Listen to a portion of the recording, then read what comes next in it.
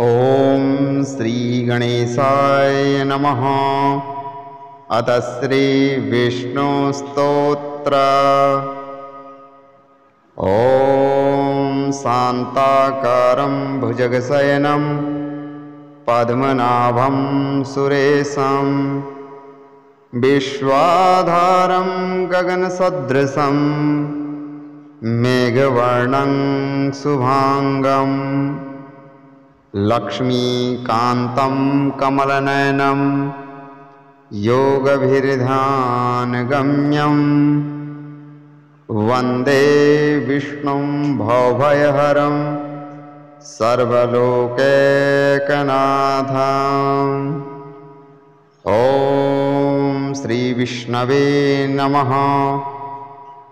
किं नु नाम सहस्राणि जपते च पुनः पुनः, यानि नामानि दिव्यानि तानि चाक्षस्य केशवः। मत्स्यं कूर्मवराहं च वामनं च जनार्दनं, गोविन्दं पुण्डरीकाक्षं माधवं मधुसूदनं, पद्मनाभं सहस्राक्षं वनमाली हलायुधां, गोवर्धनं हृषीकेशं वैकुण्ठं पुरुषोत्तमं, विश्वरूपं वासुदेवं रामनारायणं हरिं, दामोदरं श्रीधरं च वेदांगं गरुडध्वजम्, अनन्तं कृष्णगोपालं जपतो नास्ति पातकम्, गवां कोटिप्रदानस्य अश्वमेधशतस्य च,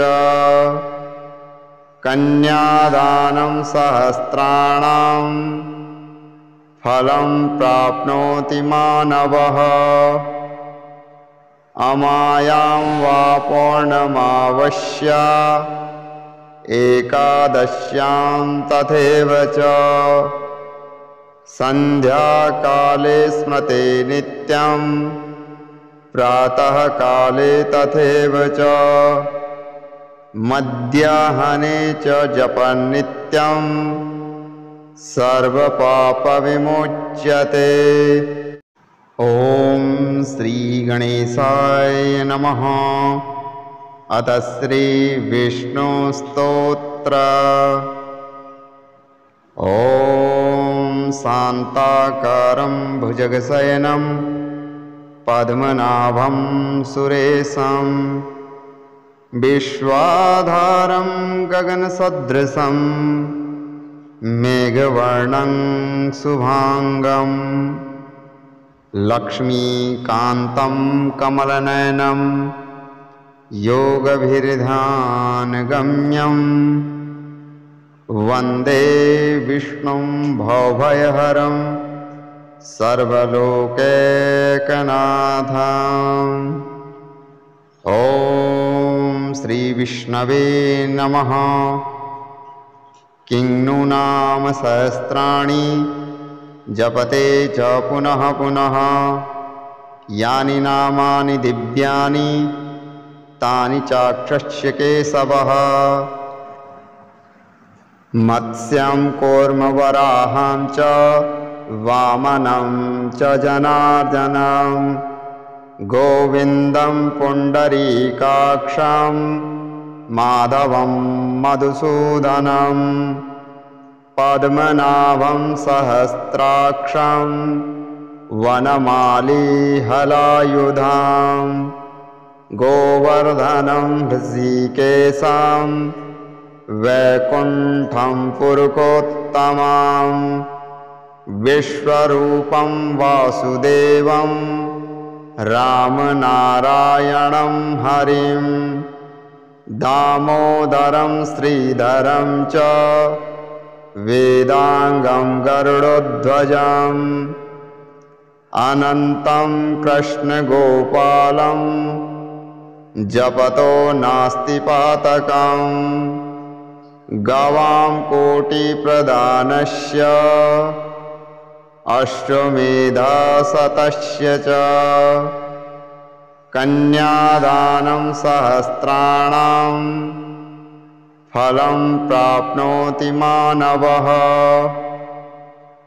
अमायां वा पौर्णमावस्या एकादश्यां तथैव च संध्याकाले स्मृते नित्यं प्रातःकाले तथैव च मध्याह्ने च जपन् नित्यं सर्वपापविमुच्यते। ॐ श्रीगणेशाय नमः। अथ श्रीविष्णुस्तोत्र।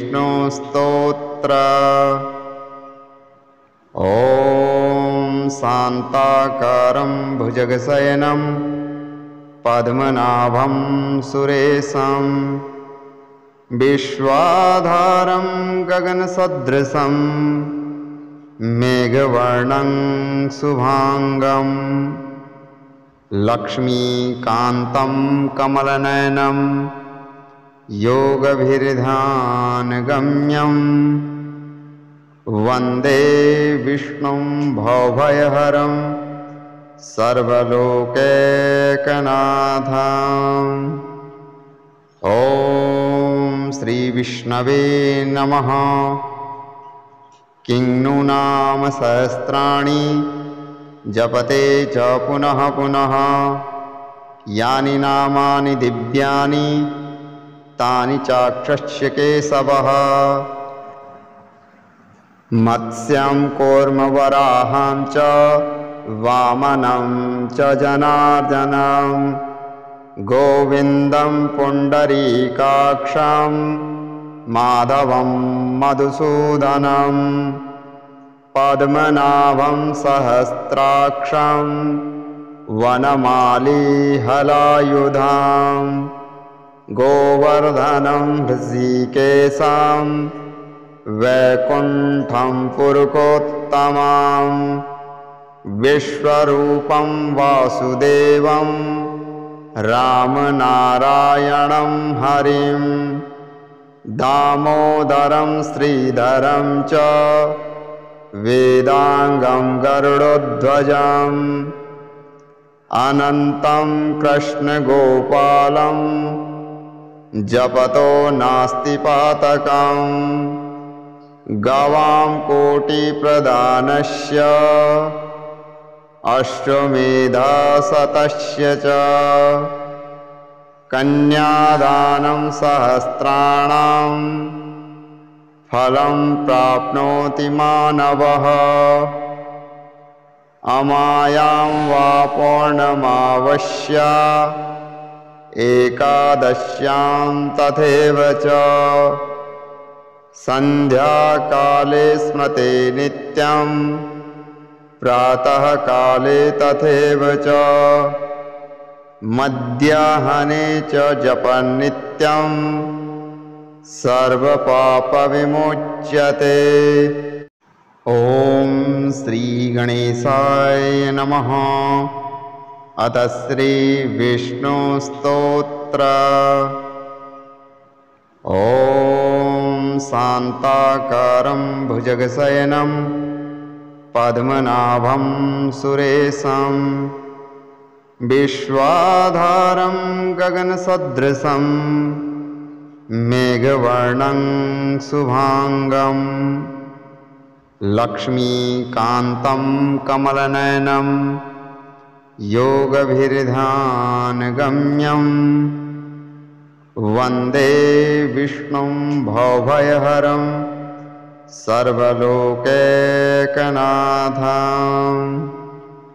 ॐ श्रीविष्णवे नमः। किं नु नाम सहस्राणि जपते च पुनः पुनः यानि नामानि दिव्यानि तानि चाक्षस्य केशवः।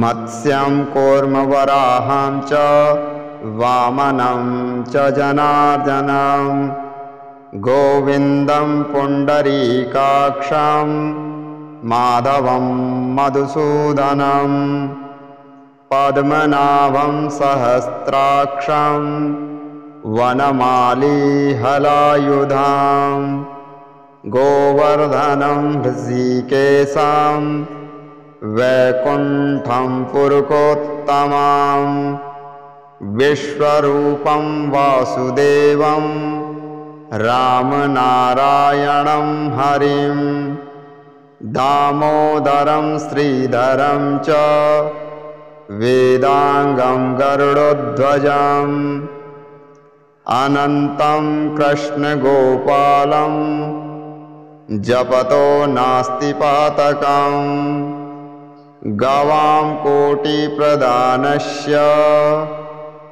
अश्वमेधशतस्य च कन्यादानं सहस्राणां फलं प्राप्नोति मानवः अमायां वा पौर्णमावस्या एकादश्यां तथैव च सन्ध्याकाले स्मृते नित्यं प्रातःकाले तथैव च मध्याह्ने च जपन्नित्यं सर्वपापविमुच्यते। ॐ श्रीगणेशाय नमः। अथ श्रीविष्णुस्तोत्र। ॐ शान्ताकारं भुजगशयनं पद्मनाभं सुरेशं विश्वाधारं गगनसदृशं मेघवर्णं शुभांगं लक्ष्मीकान्तं कमलनयनं योगभिर्ध्यानगम्यं वन्दे विष्णुं भवभयहरं सर्वलोकैकनाथम्। ॐ श्रीविष्णवे नमः। किं नु नाम सहस्राणि जपते च पुनः पुनः यानि नामानि दिव्यानि तानि चाक्षस्य केशवः। मत्स्यं कूर्मवराहं च वामनं च जनार्दनं गोविन्दं पुण्डरीकाक्षं माधवं मधुसूदनं पद्मनाभं सहस्राक्षं वनमाली हलायुधां गोवर्धनं हृषीकेशं वैकुण्ठं पुरुषोत्तमं विश्वरूपं वासुदेवं रामनारायणं हरिं दामोदरं श्रीधरं च वेदांगं गरुडध्वजम् अनन्तं कृष्णगोपालं जपतो नास्ति पातकम् गवां कोटिप्रदानस्य अश्वमेधशतस्य च कन्यादानं सहस्राणां फलं प्राप्नोति मानवः अमायां वा पौर्णमावस्या एकादश्यां तथैव च सन्ध्याकाले स्मृते नित्यं प्रातःकाले तथैव च मध्याह्ने च जपन्नित्यं सर्वपापविमुच्यते।